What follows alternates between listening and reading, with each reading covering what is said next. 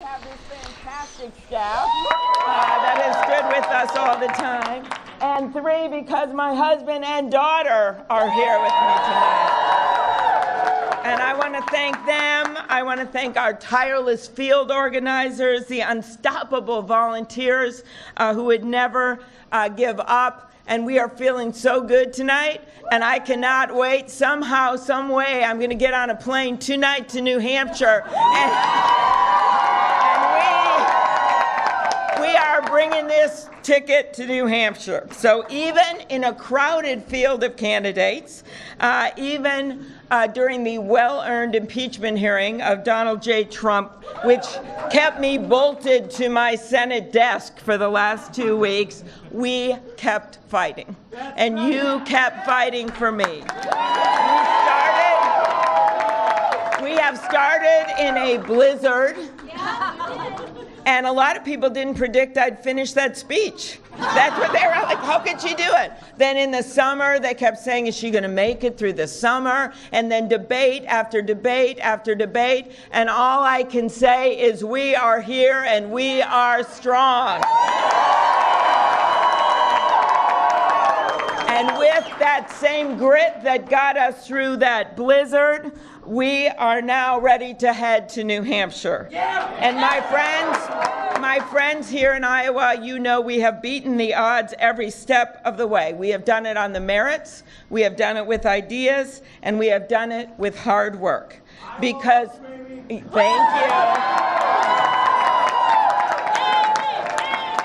We know in our hearts that in a democracy, it is not about the loudest voice or the biggest bank account.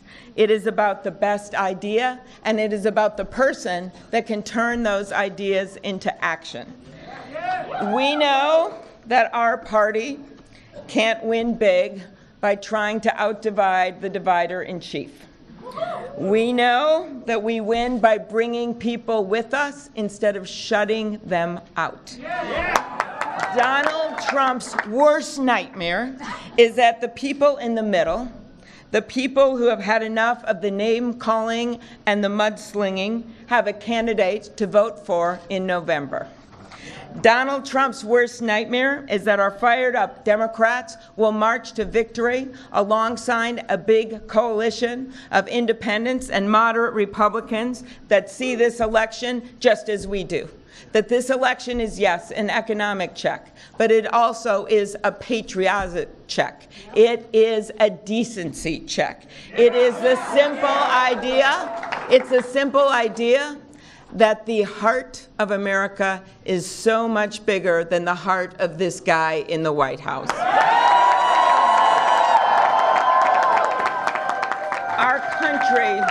Our country cannot take another 4 years of Donald Trump. Our collective sense of decency can't take another 4 years. The rule of law can't withstand another 4 years of a president that thinks he's above it. Our democracy cannot tolerate another 4 years of a president who wants to bulldoze right through it. The American dream cannot take another 4 years of a president who thinks he can choose who gets it. His playbook is not hard to understand. It is really 3 words: divide and demoralize. Well, I have a playbook that's 3 words: unite and lead. And that is what we need to do. That is how I have passed over 100 bills as the lead Democrat in the United States Senate, in the middle of that gridlock.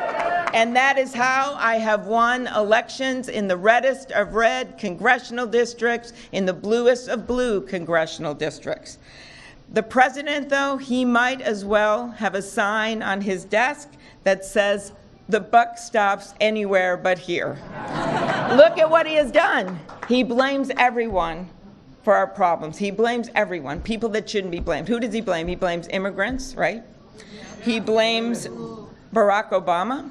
He blames the Fed chair that he nominated, the energy secretary that he appointed, the generals that he commands, and yes, the King of Denmark. He even recently blamed Justin Trudeau for cutting him out of the Canadian version of Home Alone 2. Who does that? Who does that? So let me tell you what I will do. When I am behind that desk, I will take responsibility instead of passing it on. I will reach across the aisle and work with Americans in good faith. Instead of picking fights, I'll bring this country together instead of pushing it apart. Some of you may know that old story about Franklin Delano Roosevelt. And it was a story about how after he died, they put his body on a train and it worked its way to Washington, D.C. And there's a story of a reporter who came upon a man who was crying by the side of those tracks. And the man had his hat on his chest and he was sobbing. And the reporter looked at him and said, "Sir, do you know President Roosevelt? Did you know him?" And the man says, "No, I didn't know President Roosevelt, but he knew me. He knew me." And what we are missing so much right now in our country is that sense of empathy. We are missing that caring. And I promise you this, I will bring back that sacred trust between the American people and the President of the United States.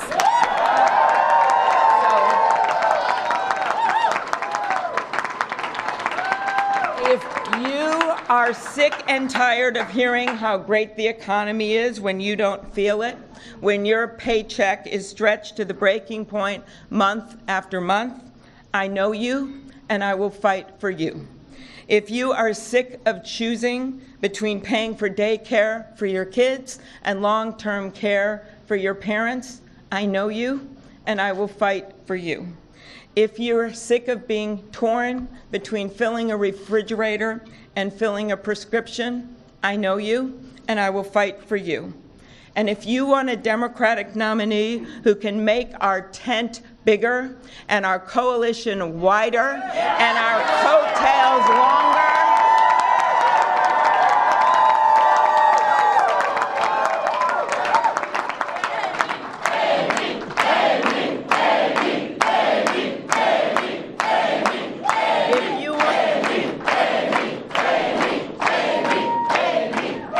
if you want that, I know you, and I will fight for you.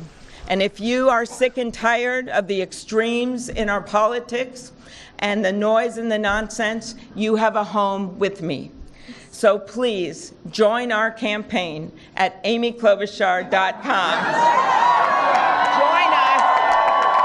Join us because we are going to be here, it looks like, a really long time tonight. And you will have plenty of time to join us at amyklobuchar.com. So let's stay up. Let's stay in a good spirit, because you all know what happened out there in those precincts. You know that we have been punching way beyond our weight. You know that despite some limited resources compared to some of those bigger bank accounts, we are way on the board. So let's stay up. Let's stay up. Let's stay happy, and let's head to New Hampshire. Thank you, Iowa. I love you.